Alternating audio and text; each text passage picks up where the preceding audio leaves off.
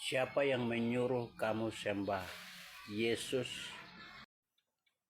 Assalamualaikum warahmatullahi wabarakatuh. Selamat pagi, Isun Stitch ya, saudaraku ah yang masih muda, energik ya, ganteng, ya smart ya.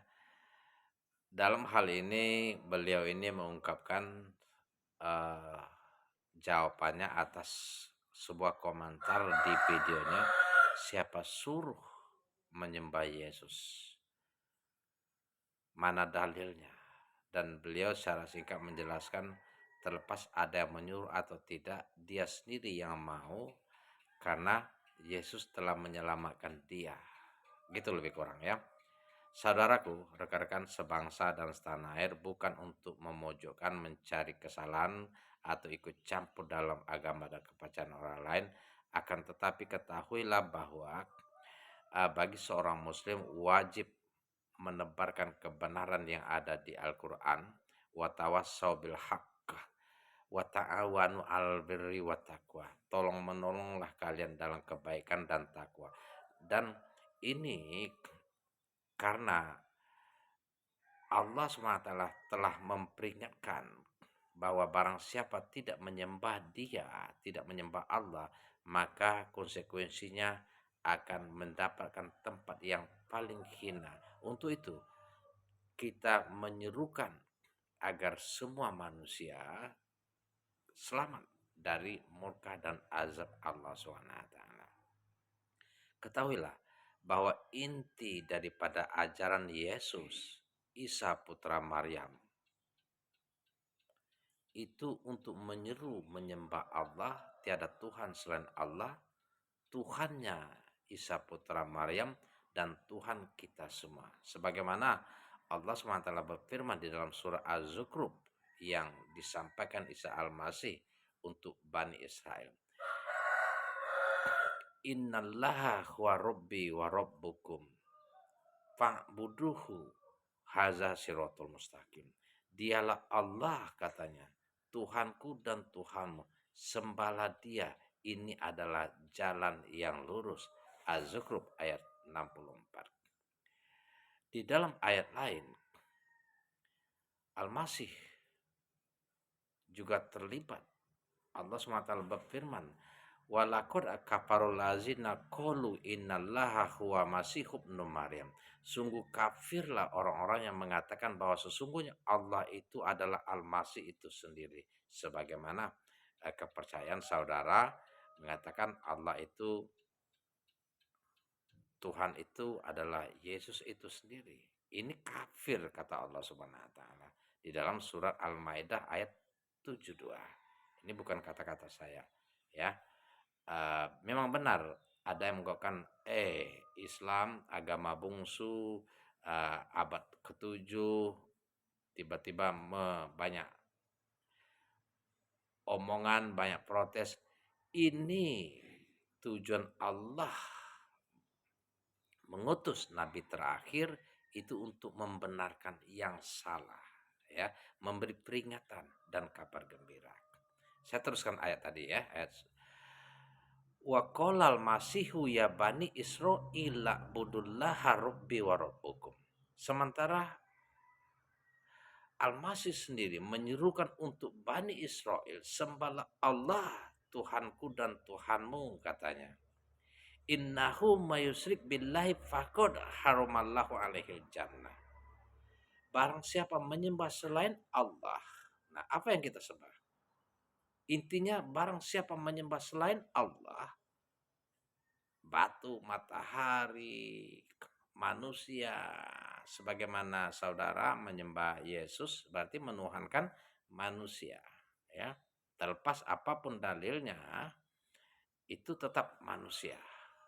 Entah itu kalian mengatakan Yesus itu bukan Isa putra Maryam, bukan Nabi Isa, berbeda gitu. Itu intinya menyembah selain Allah. Maka kata Allah diharamkan surga. Nah, bagaimana dosa mau diampuni, ditebus kalau Allah sudah berfirman diharamkan surga. Wa ma'wahunar, dan tempatnya di neraka. Ini bukan kata-kata saya ya. Saya hanya menyampaikan. Terlepas mau menerima atau tidak, ini wajib kita sampaikan agar kita semua selamat ya. Ketahuilah bahwa Isa putra Maryam diutus oleh Allah Subhanahu wa taala untuk membenarkan Taurat yang diturunkan kepada Nabi Musa alaihissalam. Dan dia diberi Injil. Sebagaimana yang Anda pegang itu Alkitab. Tetapi bukan Alkitab yang itu. Ya, Alkitab yang dulu itu nggak ada lagi. Cuma penjelasan aja disampaikan di dalam Al-Quran. Yang berupa petunjuk dan cahaya. Yang membenarkan apa yang ada di dalam Taurat. Yang berisi petunjuk, ajaran, keselamatan bagi orang-orang yang bertakwa. Wa kufaina ala asarihim bi isabni Maryama musaddiqul lima baina yadaihi minat Taurat. Wa ataina hul injil fihi hudawan nur wa musaddiqul lima baina yadaihi minat Taurat wa hudaw wa hudaw um, wa mau'izatal lil muttaqin, yang merupakan petunjuk bagi orang yang bertakwa. Nah, pertanyaannya, apakah kita termasuk orang-orang yang bertakwa? Takwa itu artinya taat dan tunduk kepada Allah Subhanahu wa taala dan mengimani setiap nabi yang diutus. Dalam hal ini Isa putra Maryam, ya, Injil yang dia bawa. Nah, di dalam ayat selanjutnya dijelaskan wal yahkum ahlul injili bima anzalallahu fih wa man lam yahkum bima anzalallahu faulaika humul fasikun. Hendaklah, kata Allah, pengikut Injil memutuskan segala perkara apa yang ditentukan Allah Subhanahu Allah di dalamnya. Nah, apakah Anda mengikuti apa yang dikehendaki Allah yang ada di dalam Injil? Mari jawab sendiri.